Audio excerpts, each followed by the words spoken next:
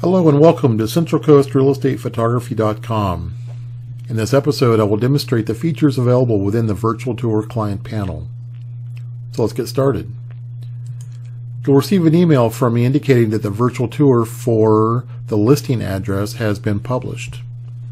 The first link within that email would be to the virtual tour. I've already clicked that link and it's open here in my browser. The second link is to the client panel. Let's click that.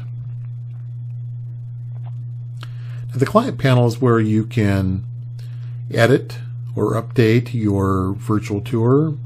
You can manage the images. You can download the photos. You can view statistics. You can download the tour links. Before I show you how to edit or update your virtual tour, let's take a look at the virtual tour itself.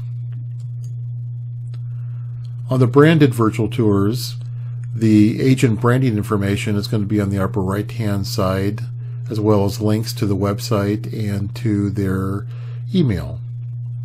On the upper left hand side would be the headings, which defaults to the tour address, a link for more information, which will be a drop down menu with additional information that we would input on the next page, a link to a map, schools of the area, a link so that the viewer can email the tour to someone, a link to the drop down of a gallery showing all the photos that have been uploaded to this particular virtual tour, and some location specific links, and then links for the viewer to share on Facebook, Twitter, or on any number of additional social media sites.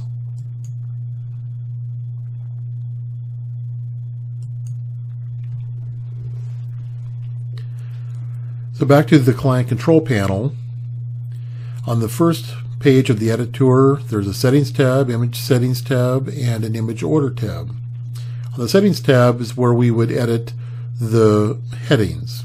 The heading 1, as I said, defaults to the property address, but you can change that to anything you'd like. The heading 2 is by default is blank, but you can also type in something here that is descriptive of the property. And you can change the tour title, which defaults to the property address, to something else if you'd like. Now, this tour title is displayed in the address bar of the browser. If you want to change the music, browse through the soundtracks, pick one that you'd like. After the tour has been, or actually after the property has been uploaded to the MLS, you can input the MLS number here, and you can put your listing remarks in the more info text box. And if you want someone other than just yourself to receive the statistic emails, which might be convenient to have your homeowner automatically receive emails weekly rather than having you forward them, type in their email address here. And when you're finished, click Save. After it's been saved, the virtual tour is automatically updated. So if we refresh this page, we can see that the heading 2 is now being displayed up here in the upper left hand corner. On the image settings page, we can change the title of the individual photos, and we can also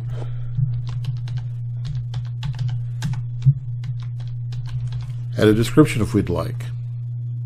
And we can also make it so that it's always visible, which means that it's going to be in the virtual tour and in the gallery, or we can make it visible in the gallery only. And this would be helpful, for example, if you wanted to have a photo of the master closet but don't want to have it on the virtual tour, you just would click visible in the gallery only. And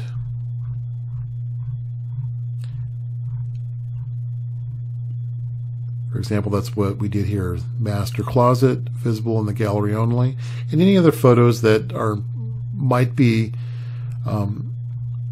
nice to have, but don't necessarily want to be in the virtual tour.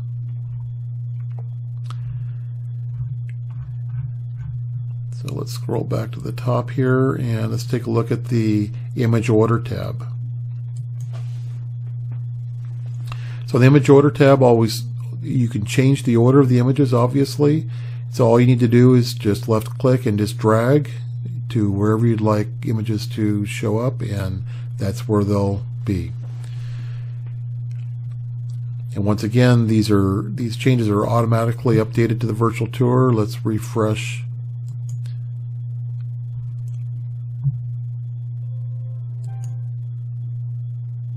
This page. Now we can see on this first photo where we added this awesome views description. Now it shows up here on that individual photo. I don't want that on there though, so because it's not a photo of the view, so let's get rid of that.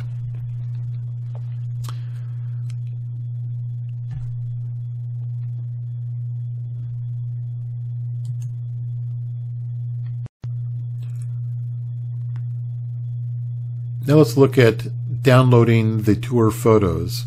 On the right hand side is a menu structure, and the second tab down is download tour photos. Let's click that. This brings you to a page that gives you all of the photos that are available for download. If you wanted to download just one individually, you could download the small, large, or print quality photo just by clicking on it. The small photos are the ones that typically would be used on the MLS. The large photos you would probably want to use on your own website. And the all print quality obviously would be for your print projects. So to download all of the ones for the MLS, let's uncheck the large and print quality and click this big blue button called Save as Zip File. And we'll click on that, and it's going to pop up some directions to tell you what to do. And so basically it's going to say that we want to allow it to open with the Windows Explorer. This is going to be easier than saving the file, and I'll show you why in a moment. And then just click OK. And then at that point, we can just take this folder, which is titled by the property address, and just drag it over to the desktop. And then we can close this. And let's go to our desktop and find it here. And sure enough, there's the folder, and there are all of the images that have been downloaded for that for the MLS. So they're for you to grab and upload to the MLS. It's as easy as that. And when you're finished, click on Finished, and it'll take you back to the page. The next thing you'll want to be able to access would be the tour links. Let's click on the Tour Links tab here. And on here would be the link to the branded tour, which would go onto your website or any other place that you want to be able to put a branded tour. The unbranded tour would be the one that's suitable for the MLS. It doesn't have any agent branding on it. And then if you ordered a YouTube video, the link to the YouTube video would be down below here. And a link to just the gallery images is right above that. And then just a very simple layout with no branding, no links, just the images in a slideshow would be this one in the center here.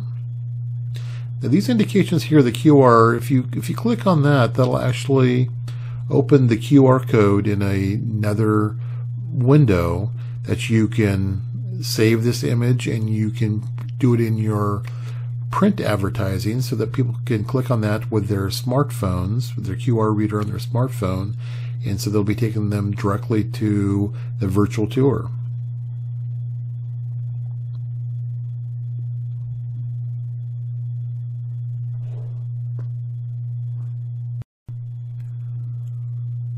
So there you have it. I hope this video was instructional, but if you have any questions, or if you would like me to make some of the changes to your virtual tour, I'm happy to do so.